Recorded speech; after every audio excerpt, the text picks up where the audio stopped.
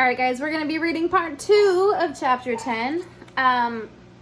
Perhaps it was because he was now so busy with Quidditch practice 3 evenings a week on top of all his homework, but Harry could hardly believe it when he realized that he'd already been at Hogwarts for 2 months.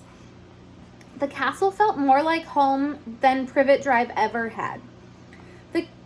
His lessons, too, were becoming more and more interesting now that they had mastered the basics.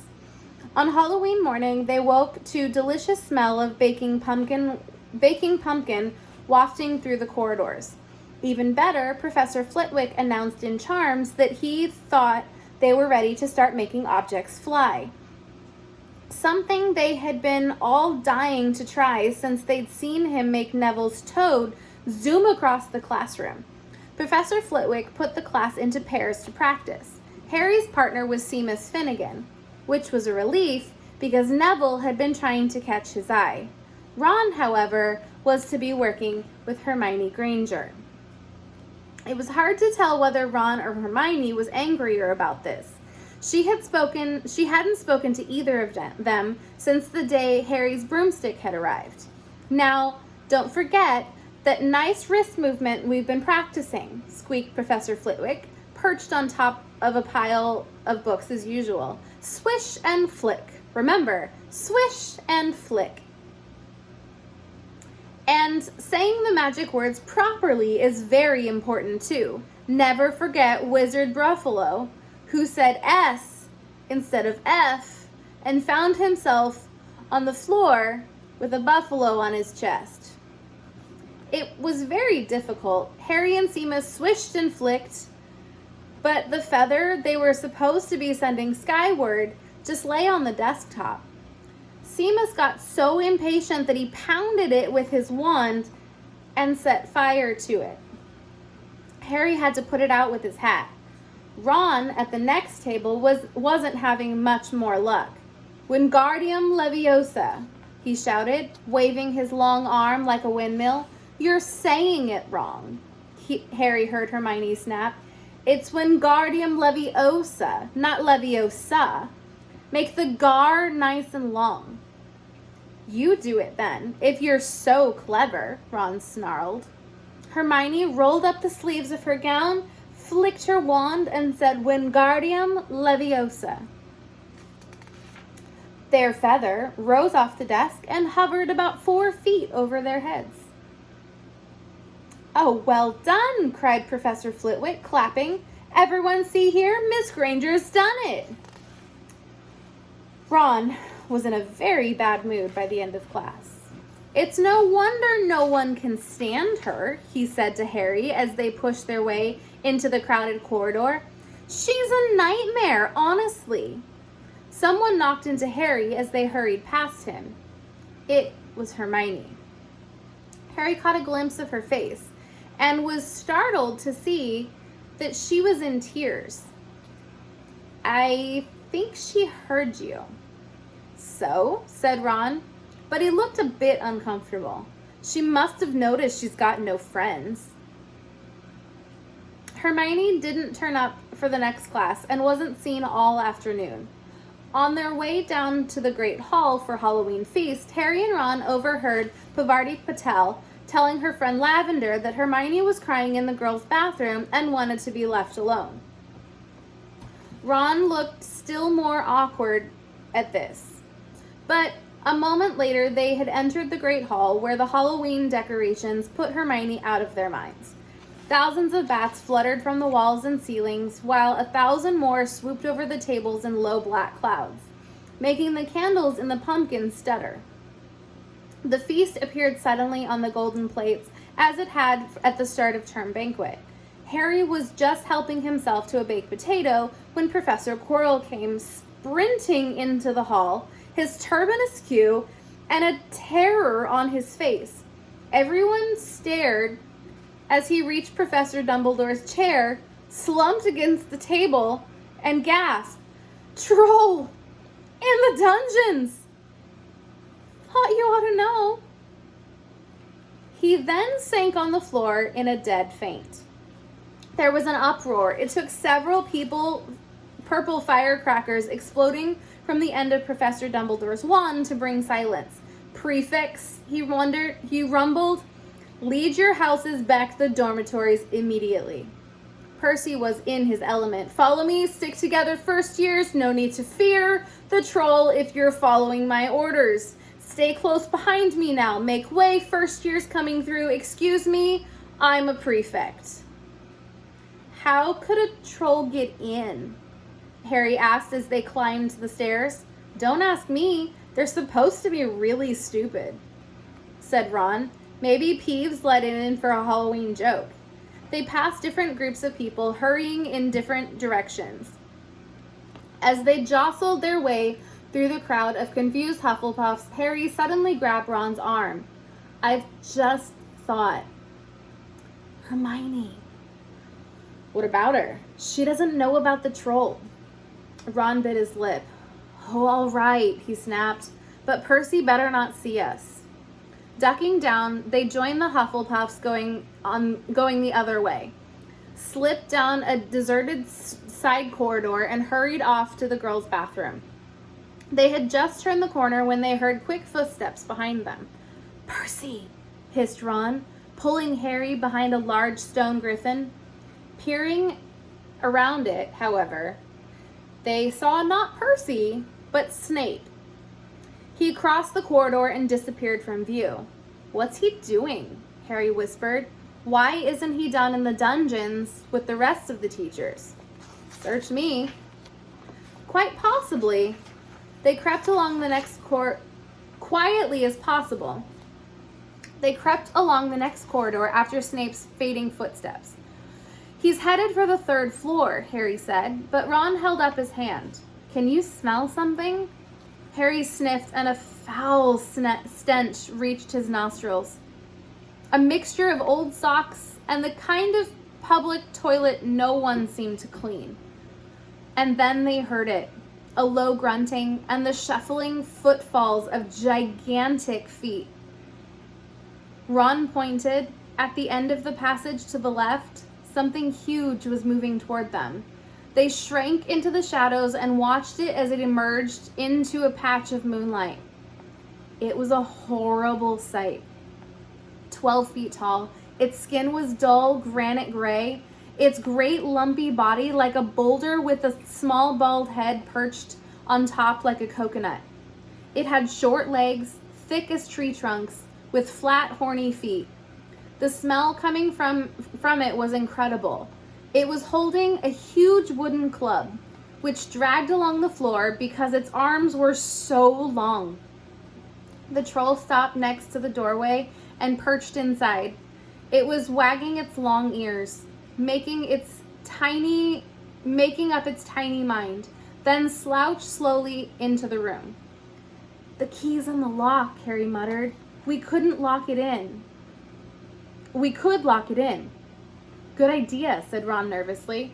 They edged toward the open door, mouths dry, praying the troll wasn't about to come out of it.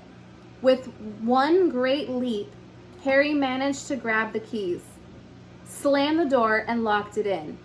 Yes! Flushed with their victory, they started to run back up the passage. But as they reached the corner, they heard something that made their hearts stop. A high-pitched, petrified scream.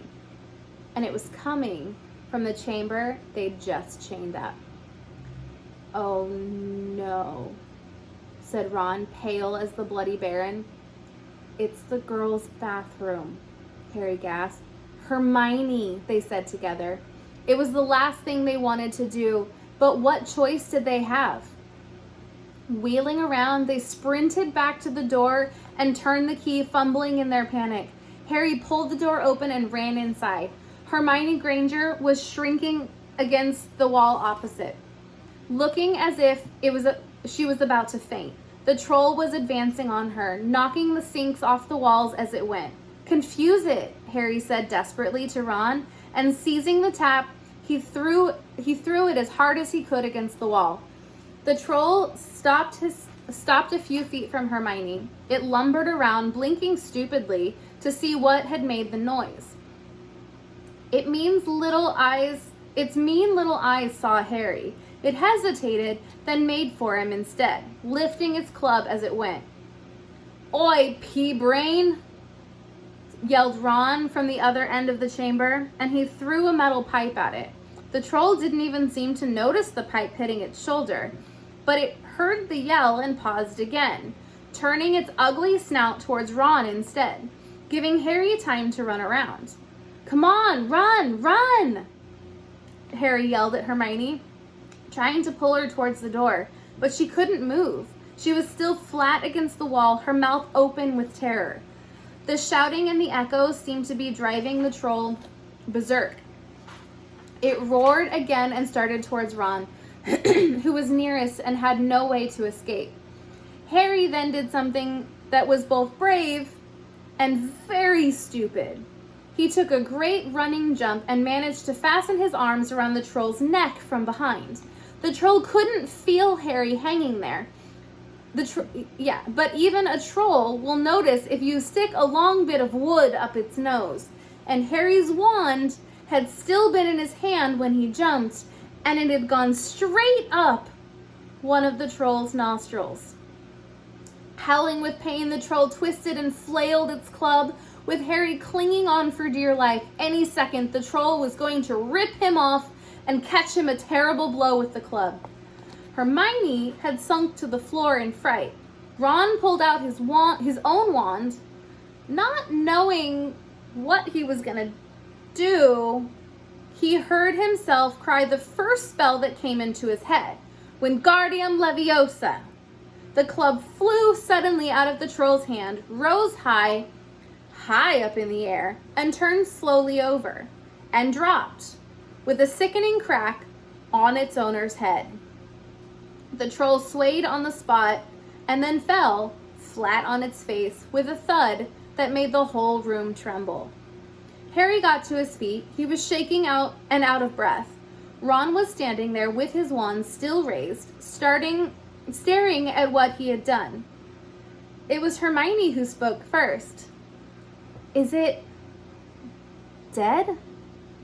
"I don't think so," said Harry. "I think it's just been knocked out." He bent down and pulled his wand out of the troll's nose. It was covered in what looked like lumpy gray glue. Ugh, troll boogers. He wiped it on the troll's trousers. A sudden slamming and loud footsteps made the three of them look up. They hadn't realized what a racket they'd been making, but of course, someone downstairs must have heard the crashes and the troll's roars. A moment later, Professor McGonagall had come bursting into the room, closely followed by Snape, with Quirrell bringing up the rear.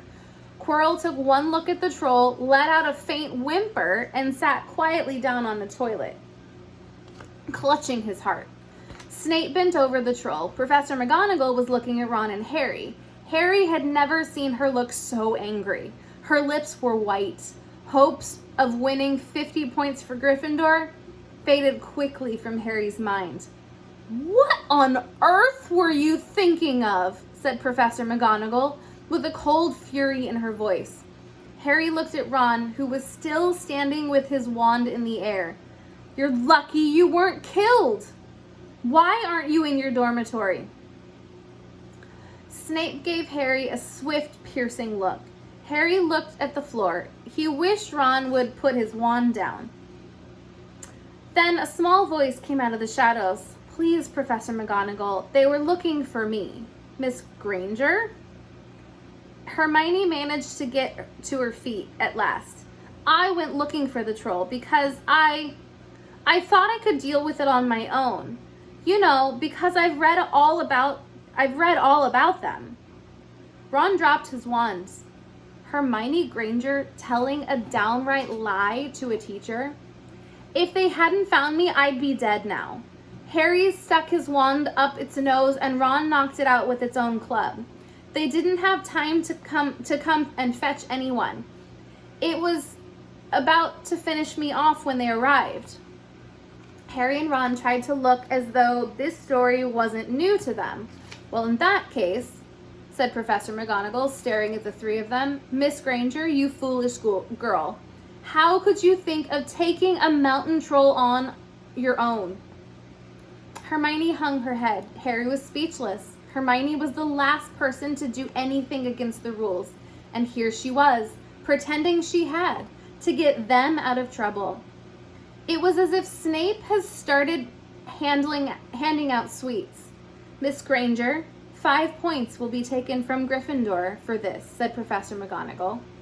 "I'm very disappointed in you. If you're not hurt at all, you better get off to Gryffindor Tower. Students are finishing their feasts in their houses." Hermione left. Professor McGonagall turned to Harry and Ron. "Well, I still say you were lucky, but not many first years could have taken on a full-grown mountain troll. You each win Gryffindor 5 points. Professor Dumbledore will be informed of this. You may go." They hurried out of the chamber and didn't speak at all until they had climbed 2 floors. It was a relief to be away from the smell of the troll, quite apart from anything else. "We should have gotten more than 10 points, Ron grumbled. 5, you mean, once she's taken off Hermione's." "Good of her to get us out of trouble like that," Ron admitted. "Mind you, we did save her." She might not have needed saving if we hadn't locked the thing in there with her," Harry reminded. They had just reached the portrait of the fat lady. "Pig snout," they said, and entered. The common room was packed and noisy. Everyone was eating their food that had been sent up. Hermione, however, stood alone by the door waiting for them. There was a very embarrassed pause. Then none of them looked at each other. They all said thanks and hurried off to get plates. But from that moment on, Hermione Granger became their friend. There are some things you can't share without ending up liking each other. Knocking out a 12-foot mountain troll is one of them. All right, guys. See you tomorrow.